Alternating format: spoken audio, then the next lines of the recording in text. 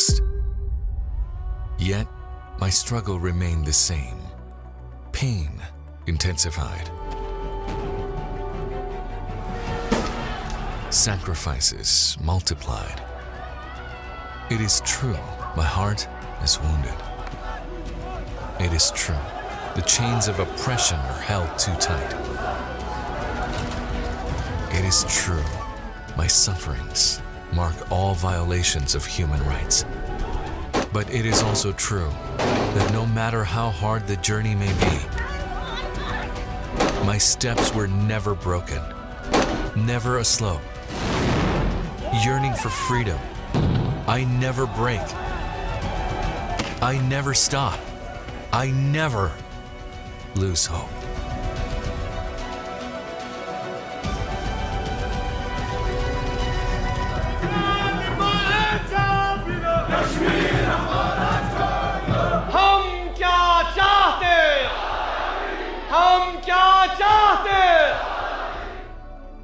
In 1950, India agreed to amend its constitution to grant the part of Kashmir that it administers, India's only Muslim-majority state. For the last 73 years, betrayal of the will of Kashmiri people has been a sharp-edged reality. 5th August 2020 marks 1 year of yet another such betrayal. अनुच्छेद 370 के सभी खंड लागू नहीं होंगे. Indian Home Minister Amit Shah told Parliament that Article 370 was revoked. Kashmir was stripped of its special status.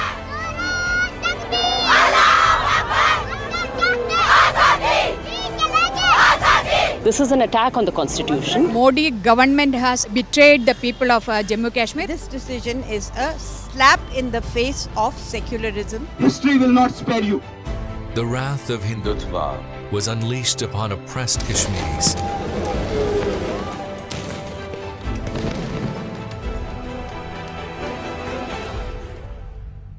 The valley was flooded with tens and thousands of trigger-happy soldiers.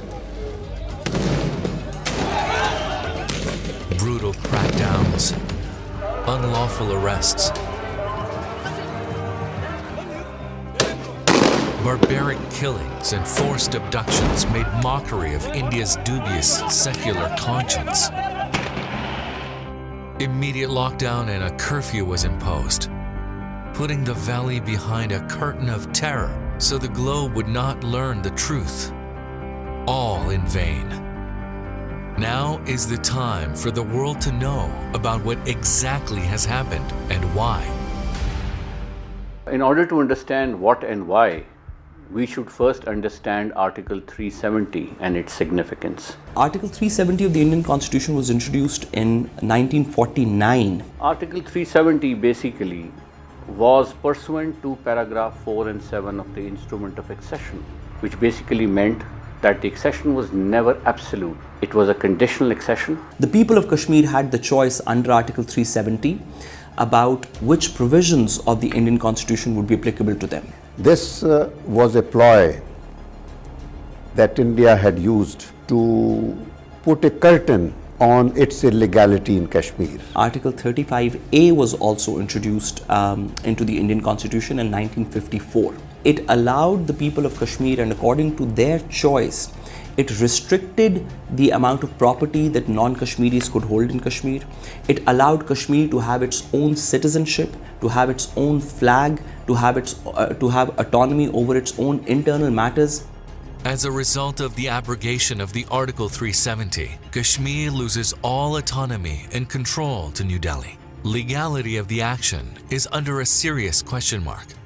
Hollowing out of Article 370 and Article 35A is not acceptable to international community because it violates international law laid down in several Security Council resolutions in respect of disposition of this land relating to Indian occupied Kashmir. If you make an attempt through domestic law to circumvent international obligations, it will not be acceptable by the international community. Therefore, one notices not even a single capital has issued a statement endorsing 5th August presidential order. This was in itself was an illegality to cover up one illegality. The present fashion in which a dispute is attempted to be handled is completely in defiance of the right of self-determination and the human rights of Kashmiris, and also it threatens the peace of the region.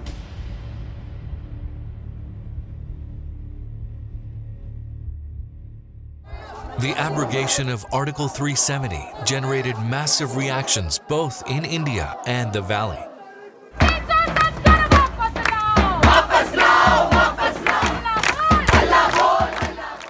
Indian fascist leadership has been vocal about their agenda. Over several years, over several governments, we have completed the job. Sane voices of India, however, opposed this action. In the constitutional history of India, this will be a black day. And history will prove you to be wrong, and future generations will realize what a grave mistake this House is making today. This is a very, very big assault on the Constitution of India, on democracy, on secularism, and also on federalism. Even the pro-Indian Kashmiri leadership could not agree with Modi's strategy anymore. My India is a democratic India, secular India for all. I feel today is the blackest day of Indian democracy. You know, this new insult, this new phase of indignation has begun on 5th August 2019, and it's my generation which has now got the taste of betrayal. These illegal actions expose the fascist ideology of Modi's government. The fascist ideology of the Modi regime is Hindutva, is perhaps the most dangerous, the most existential threat that we as members of the global community face today. India, since independence, has been presenting itself as a secular country. But the fact remains that India has always been a Hindu state. Hindutva and Hinduism are absolutely unrelated. The term Hindutva itself is a fairly recent construct, which owes its origins to the theories propounded by one Vinayak Damodar Savarkar. Taking inspiration from Nazism and fascism, Savarkar's theory of Hindutva was one that was based on religious profiling rather than racial profiling. Slowly and gradually, this ideology has morphed into its current day form. After the partition, these devotees of the philosophy of Hindutva were the ones who vehemently opposed the protected status of Kashmir. The people of India are today suffering from Modi's Hindutva ideology. This is going to be something similar to the final solution that the Nazis envisaged for the Jews in 1940s. The repeal of Article 370 and 35A enables people to migrate to this area, to occupy this area, and we already hear of Sangh Abadis which are cropping up over there.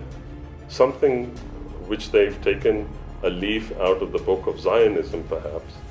And right now, it's India's plan of the current regime that through full force, through every form, they are through military might, through lawfare, through their government in power, they are going to use all forms to literally marginalize the people of that land, the heirs of that land, who are the Kashmiris, and make the Indians, especially the Hindutva followers, into a majority in Jammu and Kashmir. And when plebiscite is exercised, we people, the Kashmiris, will become extinct or marginalized or become a minority, and the occupying force and the occupiers coming from India will become the majority. So that is the game plan. I am afraid that the people of India are not realizing what the Modi regime is doing to India, what it's doing to the minorities and to the neighbors. So we must all join hands as global citizens and become one and raise a voice for legitimate causes like the Kashmiri struggle and fight for peace together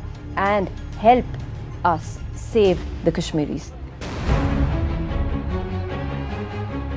They have been fighting for too long. They have sacrificed so much for their cause. Now, they have nothing to lose but their cause. They can't lose it. They won't.